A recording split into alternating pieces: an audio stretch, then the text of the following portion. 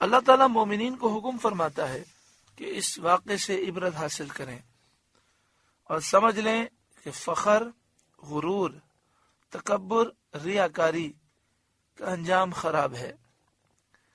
بندے کو اخلاص اور اللہ کی اور اس کے رسول کی اطاعت کرنی چاہیے۔ وَإِذْ زَيَّنَ لَهُمُ الشَّيْطَانُ أَعْمَالَهُمْ، اور جب شیطان نے ان کی نگاہ میں ان کے کام بھلے کر دکھائے، وَقَالَ لَا غَالِبَ لَكُمُ الْيَوْمَ مِنَ النَّاسِ، اور شیطان بولا آج تم پر کوئی شخص غالب آنے والا نہیں، وَإِنِّي جَارٌ لَكُمْ، اور تم میری پناہ میں ہو۔ فَلَمَّا تَرَاءَتِ الْفِئَتَانِ، تو جب دونوں لشکر آمنے سامنے ہوئے، نَكَصَ عَلَىٰ عَقِبَيْهِ، الٹے پاؤں بھاگا، وَقَالَ إِنِّي بَرِيءٌ مِّنكُمْ إِنِّي أَرَىٰ مَا لَا تَرَوْنَ إِنِّي أَخَافُ اللَّهَ، اور بولا میں تم سے الگ ہوں، میں وہ دیکھتا ہوں جو تمہیں نظر نہیں آتا، میں اللہ سے ڈرتا ہوں۔ واللہ شدید العقاب، اور اللہ کا عذاب سخت ہے۔ یہاں پہ فرمایا گیا کہ وَإِذْ زَيَّنَ لَهُمُ الشَّيْطَانُ أَعْمَالَهُمْ، اور یاد کرو جب شیطان نے کافروں کی نگاہ میں ان کے کام اچھے کر دکھائے۔ رسول کریم صلی اللہ علیہ وآلہ وسلم کی دشمنی، مسلمانوں کی مخالفت میں جو کچھ کافروں نے کیا تھا، اس پر شیطان نے ان کی خوب تعریفیں کی اور انہیں گندے اعمال پر قائم رہنے کی رغبت دلائی۔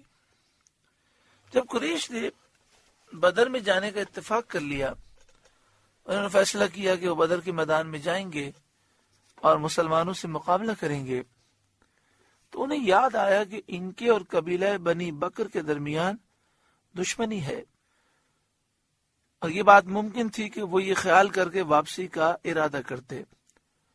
انہوں نے سوچا کہ قبیلہ بنی بکر بیچ میں پڑتا ہے، اگر اس نے حملہ کر دیا تو ایک طرف مسلمان ہوں گے، دوسری طرف قبیلہ بنی بکر، تو ہم تو مارے جائیں گے۔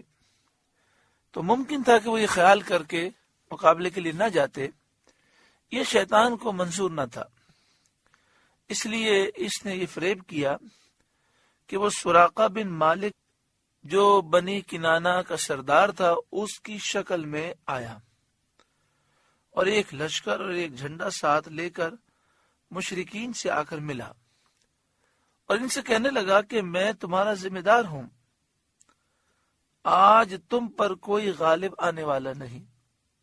وَقَالَ لَا غَالِبَ لَكُمُ الْيَوْمَ مِنَ النَّاسِ، اور بولا آج تم پر کوئی شخص غالب آنے والا نہیں۔ وَإِنِّي جَارٌ لَكُمْ، اور تم میری پناہ میں ہو۔ جب مسلمانوں اور کافروں کے دونوں لشکر صف آرہ ہوئے اور رسول کریم صلی اللہ علیہ وآلہ وسلم نے ایک مٹھی مٹی مشرکین کے منہ پر ماری اور وہ پیٹھ پھیر کر بھاگے، اور حضرت جبریل علیہ السلام ابلیس لعین کی طرف بڑھے جو سراقہ کی شکل میں تھا اور حارث بن حشام کا ہاتھ پکڑے ہوئے تھا، وہ ہاتھ چھڑا کر اپنے گروہ کے ساتھ بھاگا۔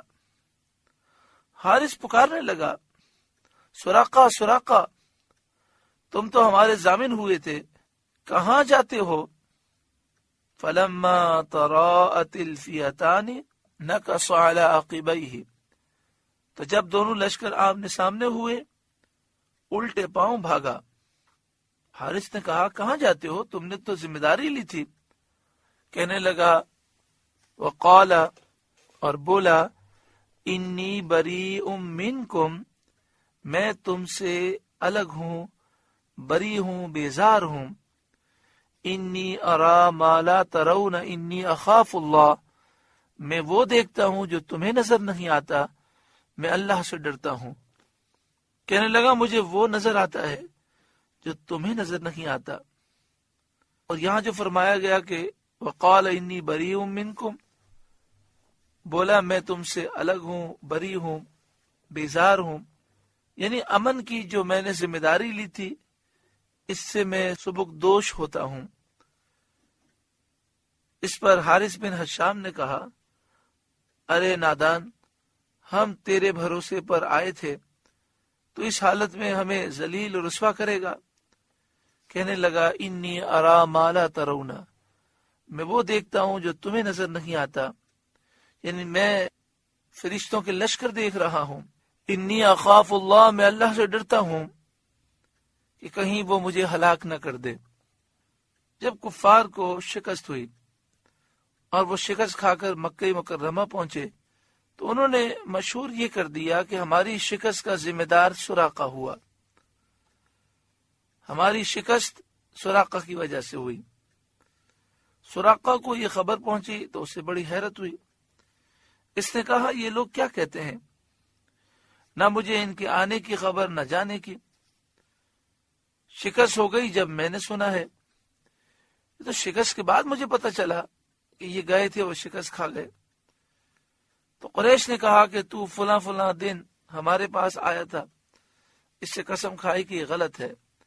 تب انہیں معلوم ہوا کہ وہ شیطان تھا۔ واللہ شدید العقاب، اور اللہ کا عذاب سخت ہے۔ سورہ انفال کا 6واں رکوع مکمل ہوا۔